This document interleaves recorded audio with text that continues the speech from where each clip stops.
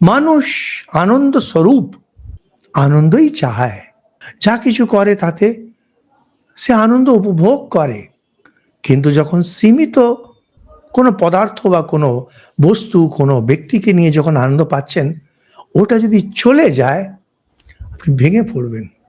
ধর্ম শেখায় বিষয় আনন্দ থেকে যদি ভজনানন্দে চলে আসো, তোমার আর বস্তুর দরকার পড়বে না। अध्यात्म स्पिरिचुअलिटी শেখায় ভজনানন্দ থেকে যদি তুমি ব্রহ্মানন্দে সরে আসো, 24 ঘন্টা তার চিন্তন, তোমার আর কিসের নিরানন্দ, কোন প্রশ্নই নেই হওয়ার। যারা ভজনানন্দ করেন, যারা ভজনে আনন্দ পাচ্ছেন, ভক্তিতে আনন্দ পাচ্ছেন, তাদেরও কিন্তু সমস্যা হয়, কারণ দেহ বোধটা একটু থাকে, আমি তুমি বোধ আছে বলে সেই জন্যে ওনারা একটু মাঝে সাঝে কষ্ট পাওয়ার চান্স আছে। এটা আপনাদের সবারই এটা হয়।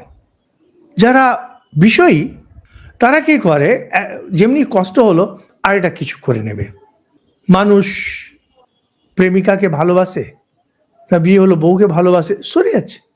সেখান থেকে সন্তানকে ভালোবাসছে, সরে গেছে। সেখান থেকে সন্তানের যে সন্তান, নাতি, তাকে ভালোবাসছে। অর্থাৎ যে আনন্দ স্বরূপ, আনন্দকে আস্বাদ করার জন্যে বিষয়কে পাল্টাতে থাকে। তার হাজারটে পথ আছে।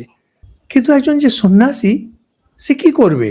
আমি যেদিন জয়েন করলাম সেদিন থেকে আমার তো বিষয়ে আনন্দ যেটা হবে তার সমস্ত পথ বন্ধ হয়ে গেল। সংসারে যারা আছেন, কোথাও ঘুরতে চলে গেলেন, মদ খেলেন, ড্রাগস নিলেন, হাজারটে পথ আছে। সন্ন্যাসীদের ভজনানন্দ ছাড়া কোনো গতি নেই। যদি তিনি ভজনানন্দ থেকে নিচে নেমেছেন, কেঁদে মরবেন, কিছু করার নেই।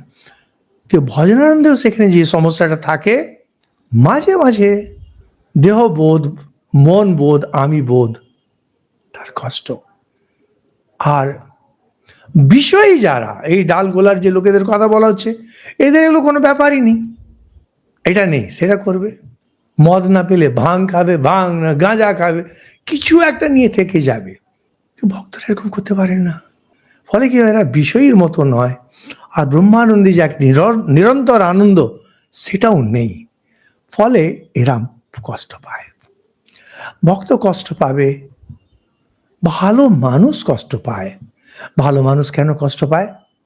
একদিকে অত্যন্ত যিনি আত্মজ্ঞানী বা ভক্ত, ঠিক ভক্ত, তাদের মতো তার মন এখনো ঈশ্বরে বসেনি। অন্যদিকে যারা কামী, লোভী, বিষয়ী লোক, তাদের মতো তারা ভোগ করতে পারেন না। দুদিক থেকে তারা মারা যান।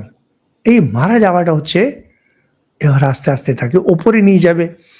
এটা যখনই আপনি দেখবেন কষ্ট বোধ আপনার হচ্ছে, কিন্তু কষ্ট বোধ হয়ে আপনি যে একটা কম্প্রোমাইজ করে নিজেকে